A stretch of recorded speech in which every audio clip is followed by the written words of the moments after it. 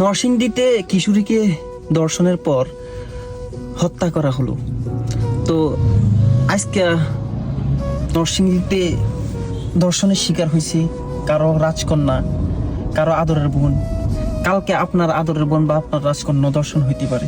আসলে আমরা যতদিন প্রতিবাদ করতে পারবো না ততদিন দেশ এইভাবেই চলতে থাকবে। আমরা আসলে প্রতিবাদ করতে ভুলে গেছি। দেশে দেখবেন ঘন ঘন ভূমিকম্প হইতেছে, আমরা এগুলা নিয়ে খুব মাতামাতি করি, খুব মাতামাতি করি। নরসিংদীতে কিশোরীকে ধর্ষণ ও বাবার কাছে থেকে ছিনিয়ে নিয়ে হত্যা করা হয়েছে। স্থানীয় বিএনপি নেতাও জড়িত। তিনি হলেন মনীষাসুর ইউনিয়নের মেম্বার ও ইউনিয়নের বিএনপি সহসভাপতি আহমদ আলী দেওয়ান।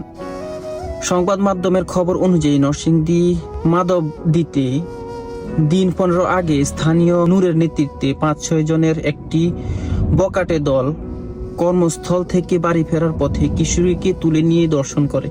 মেয়েটির বাবা বিচার চেয়ে স্থানীয় মেম্বারের কাছে যান, কিন্তু দর্শকদের কাছ থেকে টাকা নিয়ে বিএনপি নেতা ও মেম্বার আহমদ আলী দেওয়ান আপোষ করেন। টাকা নিয়ে, বুঝেন মানে কতটা নির্মম মানুষের হৃদয় হয়ে গেছে।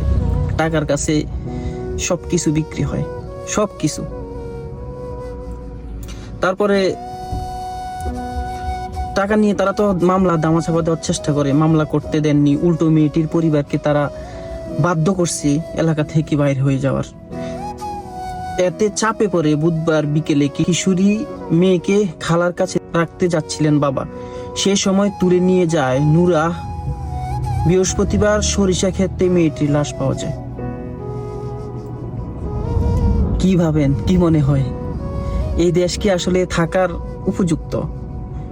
আপনার মা, আপনার বোন, তারা কি সেফ দেশে? পুলিশ মহিষাসুর ইউনিয়ন বিএনপি সহসভাপতি আহমদ আলী দেওয়ান, তার ছেলে ইমরান দেওয়ান সহ 4 জনকে গ্রেপ্তার করেছে, যা যথেষ্ট নয়, আসলেই যথেষ্ট নয়। দর্শক নূরাকে এখন পর্যন্ত গ্রেপ্তার করে নাই। 24 ঘন্টার ভিতরে গ্রেপ্তারের দাবি জানাইছে হাসনাত আব্দুল্লাহ। তো এটা পক্ষে আমরা সাধারণ জনগণ একমত।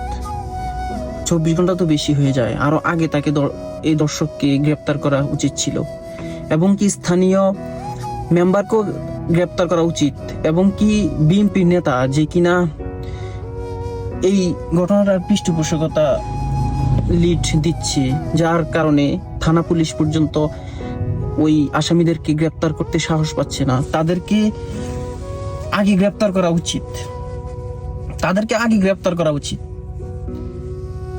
যেই দেশে ধর্ষণের বিচার হয় না, যেই দেশে খুনের বিচার হয় না, যেই দেশে গরিবদেরকে, অসহায়দেরকে পশুর চোখে দেখা হয়, সেই দেশে আসলে